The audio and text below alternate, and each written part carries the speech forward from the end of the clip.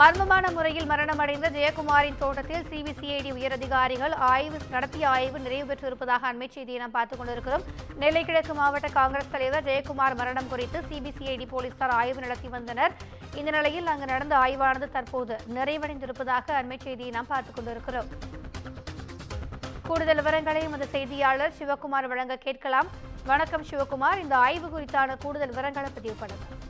அதாவது தமிழகத்தை உலுக்கிய மிகப்பெரிய கொலை வழக்குகள்ல உள்ள பல்வேறு வழக்குகள் இருந்தாலும் நெல்லை மாவட்டத்தை பொறுத்த மட்டும் பார்த்தீங்கன்னா கிழக்கு மாவட்ட காங்கிரஸ் தலைவராக இருந்தவர் ஜெயக்குமார். இவர் கடந்த மே மாதம் 3ஆம் தேதி அன்று காணலை அப்படின்னு சொல்லி அவங்களோட குடும்பத்தினர் என்ன பண்ணாங்க, ஒவ்வொரு போலீஸ் ஸ்டேஷன்ல போய் ஒரு கம்ப்ளைண்ட் கொடுத்தாங்க. இதனை அடுத்து பார்த்தீங்கன்னா போலீசார் முதல்கட்ட சோதனையில அவர் கரை சொத்துப்புதூர்ல இருக்கிற அவரோட சொந்த வீட்டின் பின்புறம் உள்ள தோட்டத்துல கம்பிகளால கட்டப்பட்டு அதாவது கம்பிகளால் கையும் கால்களும் கட்டப்பட்டு கல்லு மேல, அதாவது கடப்பாக்கல் அப்படிம்பாங்க, அந்த கல்லு மேல கட்டப்பட்டு அவர் உயிரோடு கொளுத்தப்பட்ட ஒரு நிலையில கண்டிக்கப்பட்டாங்க. இதனை அடுத்து பாத்தீங்கன்னா போலீசார் என்ன பண்ணாங்க, நெல்லை மாவட்ட எஸ்பி சிலம்பரசன் என்ன பண்ணாரு, முதற்கட்டமா 6 தனிப்படை அமைச்சு அதன் அடிப்படையில அதோட கொலையாளிகளை தேடுதல் வேட்டையில் ஈடுபட்டாங்க.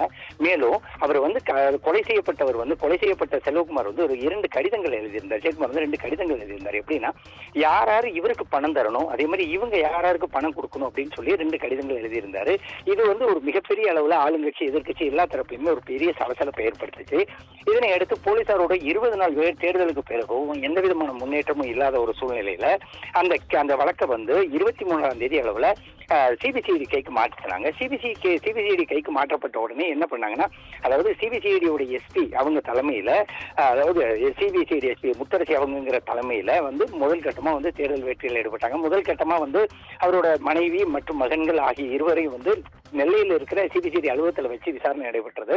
அதனைத் தொடர்ந்து ஏறத்தாழ ஒரு 10 நாட்கள் இடைவெளிக்கு பிறகு இன்று சிபிசிஐடியோட ஏடிஜிபி அதே மாதிரி பாத்தீங்கன்னா ஐஜி அன்பு ஆகியோர் தற்போது தலைமையில அந்த கரைசுத்துப்புதூர்ல இருக்கிற அந்த தோட்டம், அதே மாதிரி அவர் கொலை செய்யப்பட்டு கிடந்த இடம் போன்றவற்றை ஆராய்ச்சிட்டு இருக்கிறாங்க.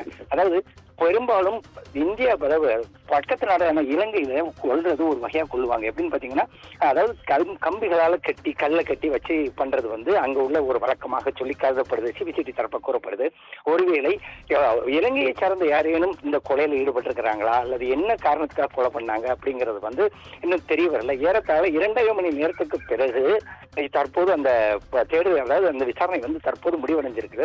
இதனோட முடிவு இன்னும் தெரிய வரதுக்கு ஏறத்தாழ இன்னொரு 1 வாரம் வரைக்கும் ஆகும். ஆனா இதுவரைக்கும் அவரோட போஸ்ட்மார்ட்டம் ரிப்போர்ட் அப்படிங்கறதுல அதாவது இறந்து போன ஜெயக்குமாரோட போஸ்ட்மார்ட்டம் ரிப்போர்ட்ல என்ன போட்டிருக்காங்கன்னா, இந்த காரணத்துக்காக அவங்க வாய்க்குள்ள பிரஷ் இருந்தது, அது இருந்துங்கிற மாதிரி எல்லாம் பல்வேறு தகவல்கள் பரவிட்டு இருந்தாலும் இதுவரைக்கும் அவரோட முறையான போஸ்ட்மார்ட்டம் ரிப்போர்ட், உடற்கூறு ஆய்வோட ரிப்போர்ட் இது வரைக்கும் கொடுக்கப்படலை அப்படிங்கிறதா உண்மை. போலீசாரோட மிக விரைவில் நெருங்கிடுவோம் அப்படின்னு சொல்லி சிபிசிஐடி வட்டாரங்கள் தெரிவிக்கிறது. திவ்யா.